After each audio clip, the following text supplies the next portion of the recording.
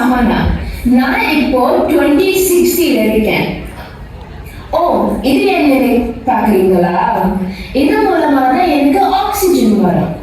இப்போலாம் மரம், செடி, கொடி ஒண்ணுமே இல்லை. அப்போ எனக்கு எப்படி ஆக்சிஜன் வரும்? ஆனா என் பாட்டி சொல்லியிருக்காங்க, அப்போலாம் நிறைய மழை, அழகான குருவி, பட்டர்ஃப்ளைஸ், பெரிய பெரிய மரம்லாம் இருக்கும். இதெல்லாம் இருந்து எப்படி இருக்கும் இந்த படி கிட்ட கேட்கலாமா? இந்த படி நம்ம ஒரு வர்ச்சுவல் டூருக்கு கூட்டிட்டு போவோம். நீங்க எங்களோட வரீங்களா?